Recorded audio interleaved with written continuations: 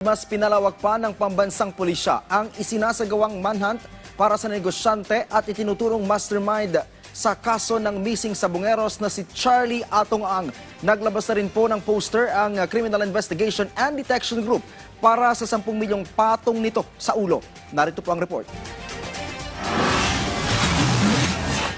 Mas pinigting pa ang pagbabantay ng tracker at intelligence ng Philippine National Police kabilang ang mga backdoor para mapigilan na makalabas ng bansa si Charlie Atong-Ang. Kasabay nito ay nagbabala ang PNP sa mga kaibigan at business associates ni Ang laban sa pagkakanlong at pagbibigay ng tulong sa puganting negosyante. Ayon kay Acting PNP Chief Police Lieutenant General Jose Melencio Nartates Jr., inaasahang gagamitin ni Ang lahat ng kanyang koneksyon at yaman para makaiwas sa pag-aresto. Bukod sa pagbabantay sa mga backdoor exit, sinimulan na rin ng PNP ang mga hakbang para palawakin ang manhunt sa tulong ng International Criminal Police Organization o Interpol sakaling makaligtas siya at makatakas. Kahapon, panibagong warrant ang inilabas ng Lipa RTC Branch 13 para sa 6 counts ng kidnapping with homicide laban kay Ang at 20 iba pa. 3 sa kasama sa warrant ang naka-restrictive custody na kung kaya't agad silang naaresto ng CIDG. Meron tayong naidagdag na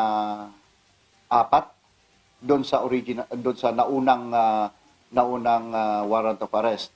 So 3 dito ay accounted na natin at ongoing yung effort natin doon sa isa.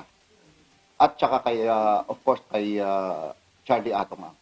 Isinilbi na rin ng CIDG ang panibagong warrant sa 10 pulis na nauna nang inaresto bunsod ng naunang warrant of arrest na inilabas ng Santa Cruz RTC Branch 26. Tuloy-tuloy din ang kanilang manhunt operation laban kay Ang dahil sa patuloy na pagmamatigas ng kampo nito na isuko na ang negosyante. But it does not stop us from implementing yung warrant of arrest, yung paghahanap natin kay Charlie Atong-Ang. Mula nung nilabas itong yung naunang warrant of arrest hanggang ngayon walang tigil ang ating kapulisan sa paghahanap kay Charlie Atong-Ang.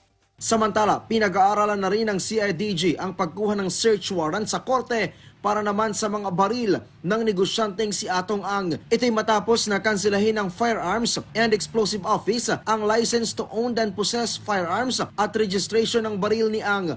Kapag hindi nila sinorender ito, at all the due process has been done by the FEO at hindi naman is-surrender, then SW tayo, then i-operate natin to recover those firearms. Ayon kay FEO Chief Police Brigadier General Jojo Manalad, may 5 araw ang kampo ni Ang para isurrender ang baril. Kabilang sa naturang mga baril ang 3 9mm pistol, 2 rifle at 1 revolver. Ano po ang basis naman ng ng FEO?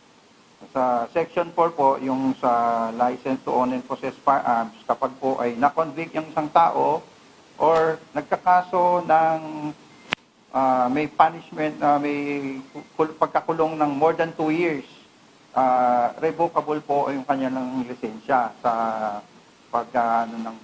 sa firearms, including their registered firearms.